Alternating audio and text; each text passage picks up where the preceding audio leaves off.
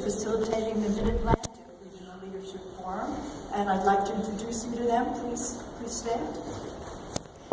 Is John Brabazon, Greg Burley, Matt Kramer, Wayne Eaton, Carly Fortier, Victoria Hong, Sean Lindsay, John Lytak, Jim Lyons, Michael Majid, Manu Maralachari, Elizabeth Beth McKeegan, Sam McLean, Kathy Paparizos, John Phillips, John Riley, Brian Schaefer, Linda Schultz, David Smith, Nick Sullivan, Joe Szymanski, Richard Thompson, Hervé Torp, and Neil Weerasinghe. And now John Lytak is going to come up. He was unanimously chosen as the representative.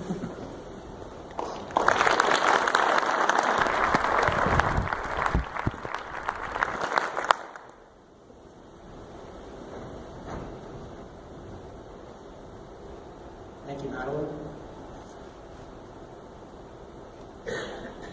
Hello, my name is John Lytak. I'm happy and honored to represent the Mid-Atlantic RLF class of 2014. As we just heard, RLF is really a journey of self-discovery and leadership development. Likely the first thing you heard about RLF was the reading.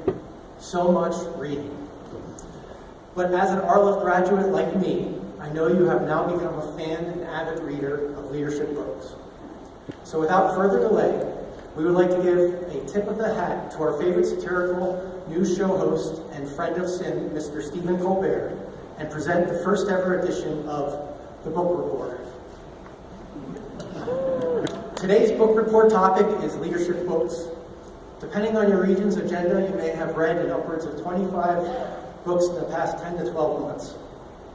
Perhaps you started with how to read a book and realized you weren't really owning the books that you read, and decided to use those techniques and go back and reread the books that seem to have the most important message for you.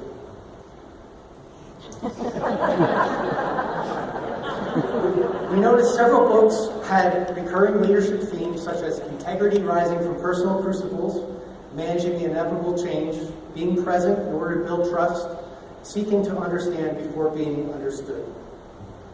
Several of the books we read describe the criticality of integrity in leadership.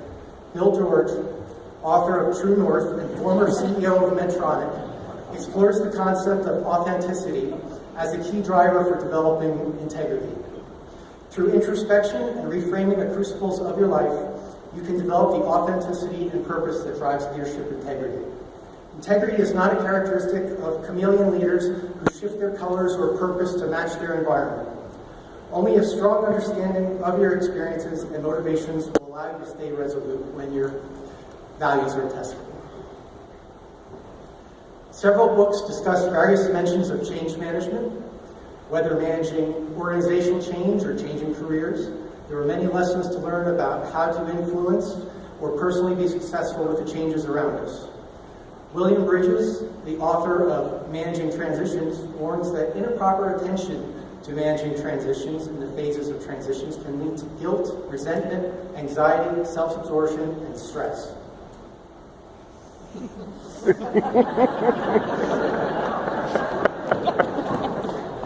We read about how our brain works at work, what energizes it, what drains it. We learned the value of mindfulness.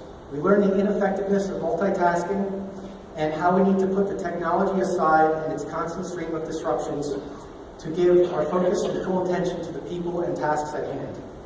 No matter how important that alert may be, it can wait. Giving your full attention will build the trust necessary to be a successful leader. Our final grouping of books focused on improving communications and understanding. We read a leadership fable regarding team dysfunction and a book about two misunderstood women. Two old women who were kicked out of their tribe and found that they were more capable than anyone thought. Leaders who first seek to understand, especially their own teams, can help resolve dysfunction and miscommunication. Integrity, managing change, being present, seeking to understand. The assigned books not only describe the success leaders can achieve by minding these themes, but also warned that by ignoring these skills and concepts, you may end up with a leader who could be described as a combination of an inept authority figure and a James Bond villain. And that was the book report. Thank you.